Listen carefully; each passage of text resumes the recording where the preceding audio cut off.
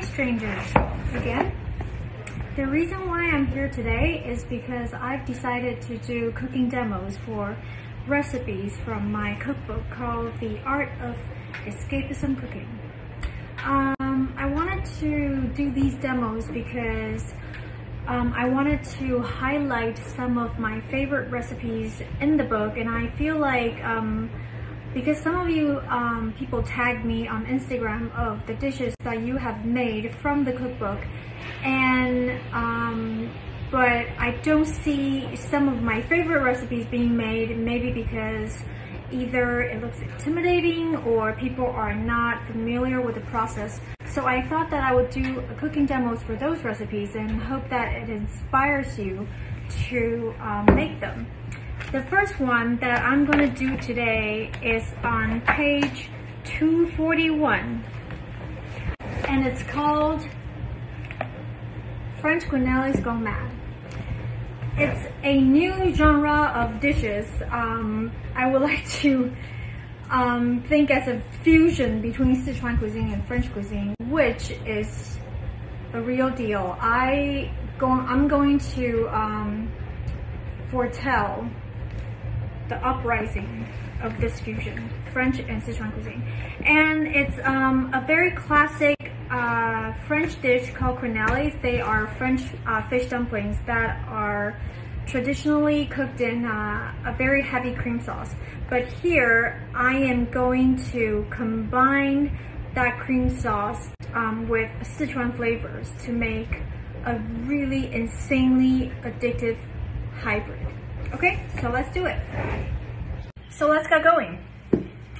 The recipe will call for some kind of a boneless fish. Usually in French recipes, it usually calls for pike. We don't have pike here in Asia, but what I'm using is catfish, frozen catfish, which is the cheapest, the trashiest fish that you could possibly buy.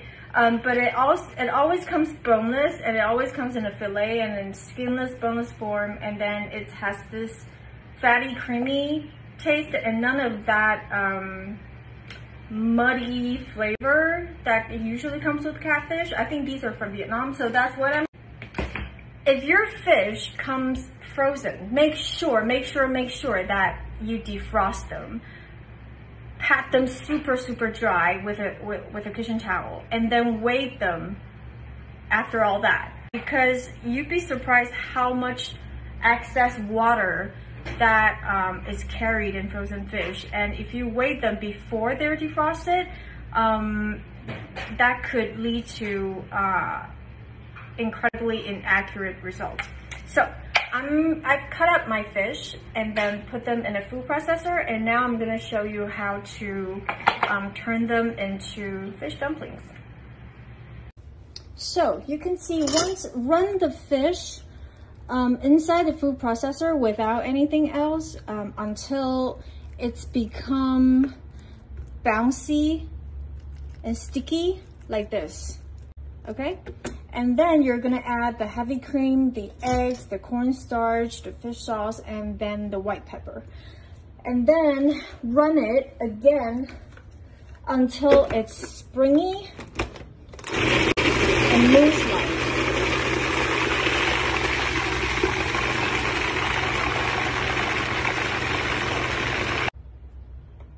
Now, the mixture is gonna look a little bit like mousse, if you've ever worked with mousse, or I think another good comparison would be stiff whipped cream. So, but it's gonna have a bounce to it, okay? That's because the protein, it's kind of like kneading a dough, like the gluten is forming, and then it's gonna have these like bouncy feelings to them that is gonna give the fish dumplings a really good texture. So now you add the tiger shrimp, and the tiger shrimps are, you're not looking to puree. Oh, god damn it, go in there. Okay, the tiger shrimp, you're not looking to puree it, you're just looking to sort of chop them into large chunks because you want that differentiations in texture. So the whole point is that you want those creamy fish dumplings that is mixed with firm, bouncy bites of other types of seafood. Does that make sense? Okay.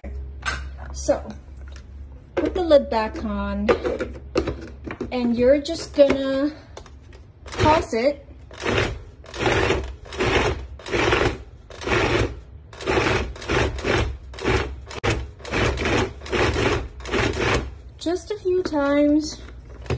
Just a few times until the shrimps are broken into bite-sized pieces. Okay? Don't puree them, okay? Always check before you over blend. Otherwise, you're gonna lose the purpose of that shrimp. Now transfer that into a bowl, cover it with plastic wrap, and stick it in the fridge until needed. You can prepare this a day before, and you can poach them before you were gonna finish the dish. Okay. Now we are going to make the base for the sauce, and in order to do that, you are going to need this is called Sichuan Douban broad bean chili paste. That's the full name, and it's fermented chili paste. That is chili that is crushed together with broad beans, with salt, and then put it in a jar to ferment for in between 12 months to sometimes 24 months. And it has this really accentuated chili fragrance that there is really no substitute for that. Some people ask me, can I use Korean gochujang? No, because Korean gochujang is very sweet and has sticky rice in there. And the closest thing that I've ever came across that sort of resembles this paste is a fermented chili paste that I've tasted in Turkey. I don't know what it's called, but it's very similar in texture, and it was sold in the bazaars along with all the spices, but I don't know what it's called, and it's also very salty. This is also very salty, so I don't know if you can substitute with that, and I don't even know if that's even more available than douban sauce, because douban chili paste you can buy very easily online on Amazon. So please get it if you are interested in Sichuan cooking. This is a must. This is like the gochujang in Korean cuisine equivalent of that for Sichuan cuisine. So please get that. And another thing that you're gonna need is pickled chilies. I make my own pickled chilies, and the recipe is in the cookbook. So if you have the cookbook, you're gonna prepare this first. This is a Sichuan style pickled chili, and it has garlic, ginger, and then Sichuan peppercorns in there. So it has a very distinct fragrance. So it's unlike European pickled chilies, or it's unlike pickled jalapeno. So it's gonna be hard to, but I mean, like, if you absolutely must, you can substitute with pickled jalapenos, but just note that it's not gonna be entirely the same thing. So if it doesn't turn out good, it's not my fault. Okay? Now saute the chili paste, the douban chili paste, in canola oil until it's completely caramelized and it's sticking to the bottom and sides of the pot. So it's crucial that you caramelize the paste before you do anything else, because it really extracts the chili flavors out of the paste. And now when your chili paste is done browning, add the aromatics, which is, hold on a second, just as difficult, which is garlic, ginger, and scallions. You can see right here that I didn't even bother to peel the garlic because we're gonna strain this sauce, so it doesn't really matter. So I just smashed them in the mortar together with the scallion and ginger. So put that in, and then put this back. And then you're gonna cook this until it's fragrant. About, I don't know, a minute. But you have to be careful because the chili paste at this point is sticking to the bottom of the pot, and you don't want them to burn. So I'm gonna say to add the next step before the chili paste burns. I think that's more accurate instead of counting to 1 minute. Now, this is Shaoxing wine. It's a Shanghai-made wine, a yellow wine, and it has a very distinctive fragrance to it. If you don't have it, you can also do rice wine, but you're not gonna get the same aroma from the wine. Okay, I'm gonna call it now. That is, we're about there. So add 2 tablespoons of Shaoxing wine and then deglaze the pot.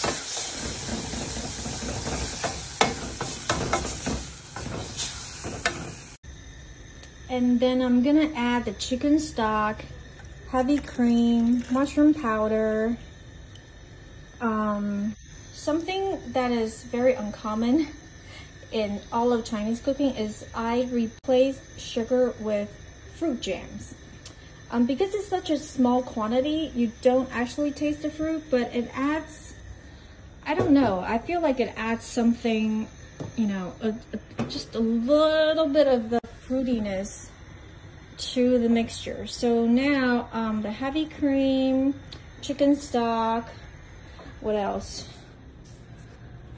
Let me see. Okay, so the pickled chili juice and black pepper and soy sauce and all that is in here, and you're gonna cook this down to, now the sauce has been simmering down about 10 minutes, and it's thickened up a little bit. Let me just taste it.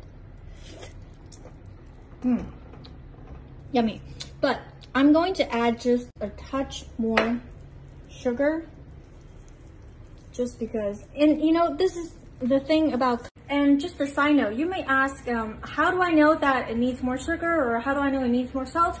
So how did I came to the conclusion that it needs sugar is because the saltiness was too sharp on the tongue, and it felt monotone. That's the best I could put it, is that if the saltiness of the dish feels too one-dimensional and one tone, and it feels too aggressive on the tongue, then, especially in Chinese cooking, or actually in all Asian cookings, that's when you balance it out with a little bit of sugar, but not too much though. Like I just added like a couple pinch of sugar in there, so that is gonna mellow out the saltiness and make it rounder on the tongue. Does that make any sense? So that's how you know. So always taste your dish. Don't blindly follow. Like, I feel like when I develop recipes, I try to be as precise as possible, and there are a lot of recipes that you do need to follow strictly, but in terms of in case of this dish, where a lot of it depends on the brand of the soy sauce you have, the brand of douban paste you have, and you know, all the variables, you have to taste the dish and adjust accordingly. Okay, now if you are making this dish on the day that you're serving it, pass the sauce through a strainer into the pot that you are going to serve your dish in.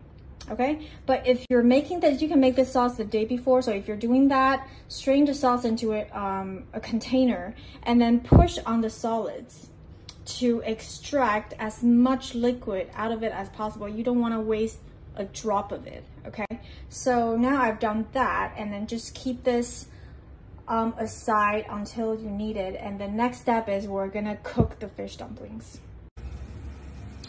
So bring a big pot of water to boil and put a heavy pinch of salt in there, like you're cooking pasta.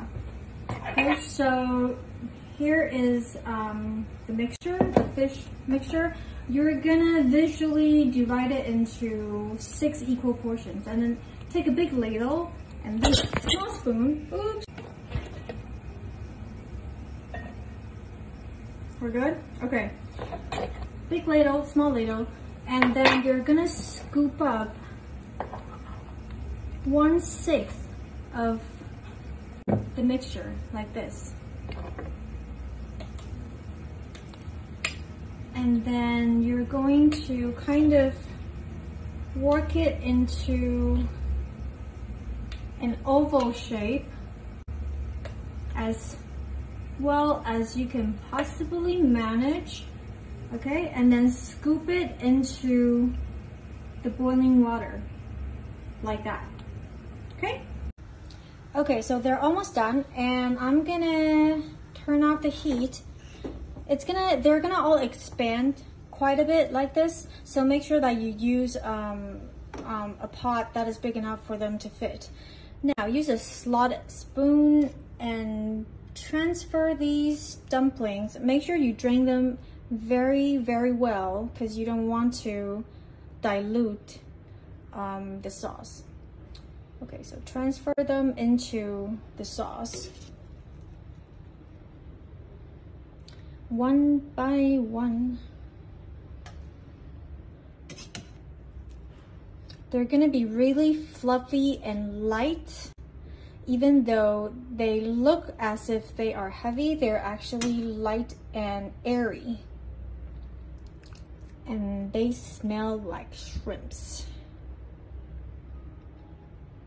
Okay, now the dumplings are in the sauce, and bring the sauce to a simmer, and then keep basting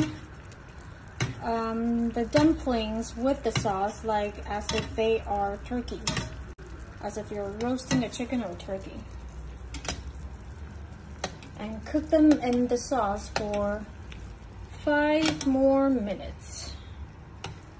And that's what I will be doing. So this is the most exciting part about this dish, which is the chili oil that the sizzling hot chili oil that you're gonna pour on top of that. Okay, so that's what we're doing right now. Inside I have canola oil, lots of dried chilies, and my pickled chilies and garlics. And I'm starting cold, and I'm gonna put it on medium to medium low heat. And I'm gonna cook until the chilies turn a deep dark red. The visual cue that you're looking for here is when your garlic, on the edges of your garlic, are starting to brown a little bit like this, and the dry chilies are turning into a very, very dark red. And that's when you add the extra chili flakes and whole Sichuan peppercorns and black pepper. And you're gonna continue to cook that. And I'm gonna crank up the heat here because I want the oil to be really hot. And you're gonna continue to cook for about 30 seconds.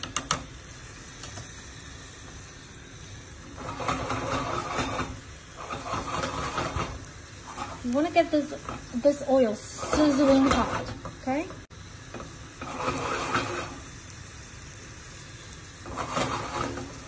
And when it's about 30 seconds in, I'm gonna call it about now. Turn off the heat and then pour this oil right over the fish dumplings. Oh my god, if that doesn't look like heaven to you, I don't know what does. Ta-da! So, it's gonna look like this. It looks like a lot of oil, but trust me, this is a super toned down version versus the real deal in Sichuan, where this entire dish would be flooded with chili oil. So if you are hardcore, feel free to use even more oil than this. So now you're going to garnish with some chopped cilantro. If you're not a big fan of cilantro, you can use scallions or even parsley, because it's just for adding a little bit of green color against the backdrop of red. So now here, and there you have it. And serve this with steamed rice, and you will never be able to live without it, I guarantee you. Okay?